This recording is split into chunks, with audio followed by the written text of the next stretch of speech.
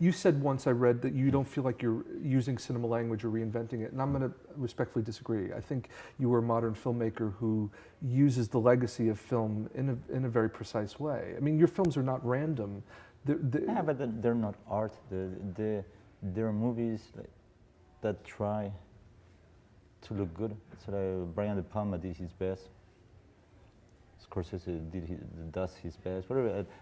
You have a subject and say, what can I add to this movie that I haven't seen previously mixed that way in someone else's movie?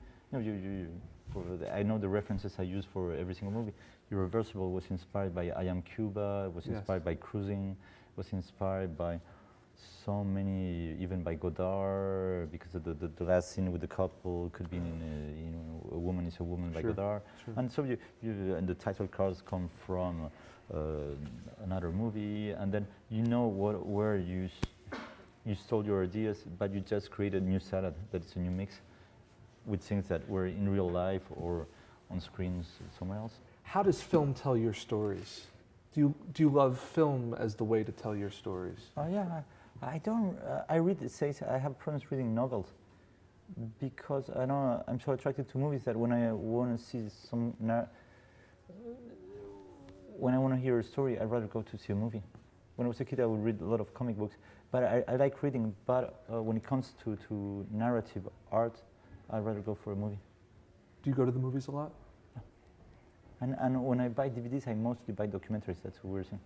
Do you watch? I don't see documentaries on a big screen, but when I go to Kim's Video, whatever, I mostly buy the documentaries. You know, I've heard you say jokingly 3D. I've heard you say jokingly 3D pornography. What about 3D? What about?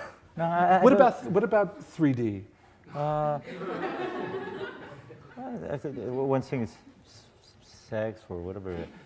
It's not pornography. It's it's disrespectful word for things that are natural in real life.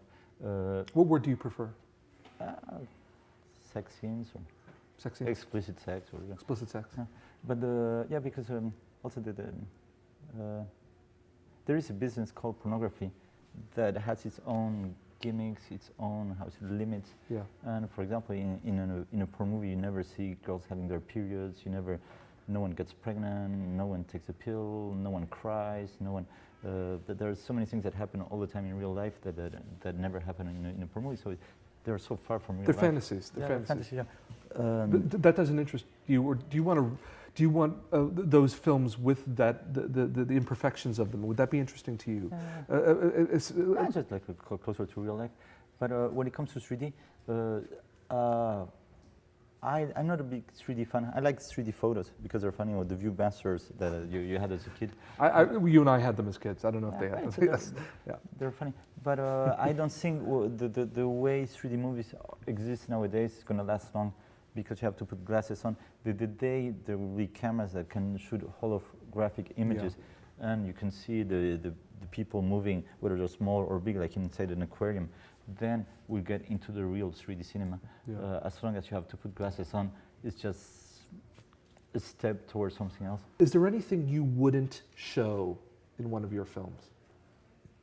A priest in a church is something I would not shoot. Why? I get bored. So boredom is the worst sin you could commit is a sin of boredom. Yeah, and there are things that you don't care about. So there are so many movies in which you see trials scenes. I know that I'm not attracted to shoot trials either. But in terms of this word taboo or not, is there anything you feel is inappropriate? Inappropriate. I'll give you an example. So let's say Bertolucci in 1900. Yeah. You know, he took a lot of criticism for that moment where Donald Sutherland kills the kid. Yeah. In the sense of social criticism, is there anything you think is inappropriate content on a level of goes over the line? Not boredom. I know boredom is an interesting response. I'm just saying in terms of taste. Taste is the word. There are some old horror movies in which you see animals getting killed.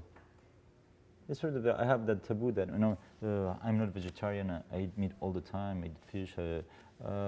But it's true that when it comes to killing animals, if you do it to eat them, I think at the end it's kind of normal. But killing an animal or torturing an animal for the sake of a movie, I wouldn't do that. Well, Von Trier tried to do that in Even Mandalay. I don't know, but even there was one movie called Viva la Muerte by Arabal, Yeah. and there's a kid, so things you did as a kid, there's a cockroach, and he cuts the cockroach in two, and then you have the two halves moving. And I thought that was so shocking. How could the director cut the cockroach in two? And if you have a cockroach in your kitchen, you might smash it, but doing that for a movie, I thought that was like shocking. It's stupid. When people were feigning or leaving your cinema, did you ever think it's working? Yeah, it's working. There was a website that had an article on me that I really liked. They said also some directors make movies like if they were writing books. Gaspar Noe builds movies like if they were roller coasters. And it's like I don't know. A trippy roller coaster. A trippy roller coaster Enter for the Void, a yeah. major audience. Yeah. Yeah, yeah. But, Well- as a director, and it's all fake. It's not a documentary. I think the ultimate roller coaster would be a documentary where you can use all the tricks of cinema, but using real footage with real people, that would be a scary movie. If you do a 3D documentary on some subject and you manage to also use the sound effects that can make something scarier, if you do, no. Have you ever been interested in doing a documentary? Yes, I did one on people dying of AIDS in Africa. There's a feature It was a version series that, with Wim Wenders and others had done. yeah, but it was inside a feature film. I was supposed to deliver short, but I did a long version that was never released. But just going to hospitals where people are dying of starvation in the hospitals, not of AIDS. Actually, no one's feeding them, or they tell you their stories, and the crew was just 3 members, and we were getting into the apartments of, or they're not small houses of guys who had contract AIDS and they were dying of it, and they would not even tell their wife or their kids they were going to die soon. It's kind of. I had when I went back to Paris, I had nightmares for a while, because and those subjects were real. You're filming real people, and at the same time, you operate the camera like if you were shooting Philippe Naon, Vincent Cassel, or whoever else. It's just your job is quite similar. Just the difference is you don't tell people what to do. You just try to be shooting from the right angle at the right moment, and you can also do a long take with a guy who gets into his house and says hello to his wife, and she doesn't know that the guy is going to die very soon. Do you rehearse with actors? No. So I just rehearse. No, actually, I don't rehearse. I start shooting. And that the first 2 takes are going to be bad. But if I do rehearsals, it's more like mechanical rehearsals of where the persons are going to be, how you walk from here to there. Whether usually I operate the camera, so I'm quite close to the actors. But and then if you have to pull the focus, you know exactly. But you ask the actors when you do those mechanical rehearsals not to use any energy and not to really talk. So the moment I start shooting, that's the first real rehearsal. Well, these are mechanical rehearsals, as you call them, for scenes of rape and violence. That's quite a leap of faith, isn't it? I mean, not just like, for example, when we talk with Monica, I said, well, the camera is going to be there, and as a director, I didn't feel like shaking the camera at that moment because it would have turned into a gangbang instead of a rape. If the guy was excited and the camera would have been excited like the rapist, then you're like perceiving the scenes through the eyes of the rapist. If the camera is paralyzed to the ground, you're more into her state of mind than into his state of mind. So I didn't even think of it. It was like natural that the camera shouldn't move. And the other thing is that we talk about the rape scene, and she wanted it to look real. And I said, well, rapes are terrifying in real life. So what can make terrifying on a screen where people know that you're an actress and it's all fake? I said, well, let's make it as long as possible. And I didn't give the lines to the rapist. I just said improvise. He was a Thai kickboxer, very famous for being the world champion of kickboxing. And then he improvised his lines. Maybe we shot it 6 times. So whenever he was saying something that I felt was good, I say, oh, can you please put that line again in the next take, and then add build something. and build and build. And then usually the last takes are better than the first ones, unless there is a lot of energy. If people have to cry or laugh, the people who are making jokes, in the first takes, they can laugh in a natural way because they didn't know the joke that the other one is telling him. Or if people cry, you better use the first 2-3 takes and have a very precise mechanical rehearsal before that, because when people cry over 4 or 5 times, it doesn't work. On Irreversible, what was the energy like on the set? Was it tense? Was it delicate? Was it emotional? Yeah, actually, the Irreversible, there was no screenplay when we shot the movie at all. There was a 3 pages treatment. So we had like the 13, actually at the beginning there were 12 scenes. I added 2 short scenes while shooting the movie.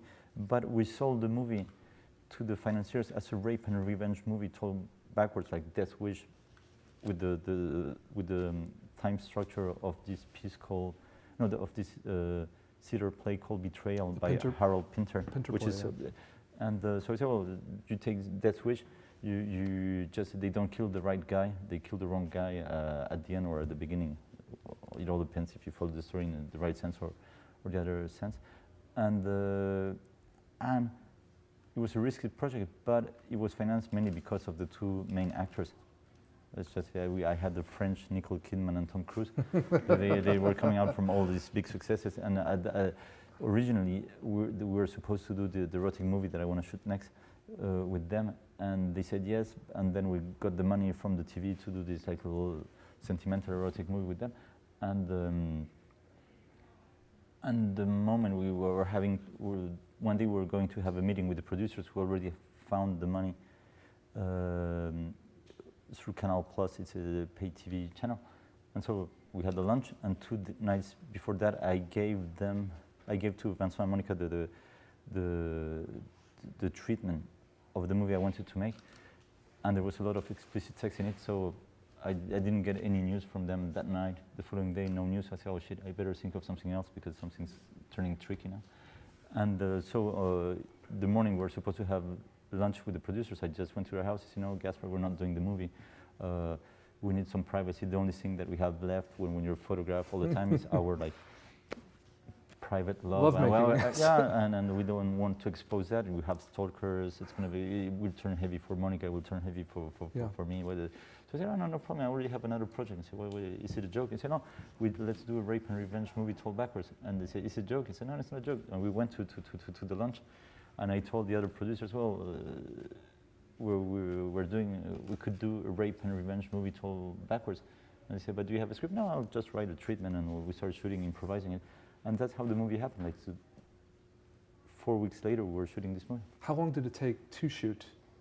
The filming? 5 weeks. 5 weeks to shoot it. We had 5 weeks, and we shot the movie in a chronological order. So what you see at the end is what we... The last thing you saw. No, what you see at the end of the movie is the first scenes we shot. And also, I really wanted to start the shooting with the erotic scene. Yeah. Not erotic, when they're in the bed. And I even tried to convince them to, once again, to have one, like, not explicit sex, but one sex scene where I said, oh, you can simulate it, but I just want to have your faces coming, kissing. I said, no, that's too private. Yeah. And at the end, that's what I got. And that's the scene that they were the most scared of. So if you put the problematic scene at the very beginning of a shooting, then you're done and you can start having fun. But they were not worried at all by the rape scene, or they were not worried by the murder, the killing scene. They were drunk all the time. I was kind of stressed and drunk also.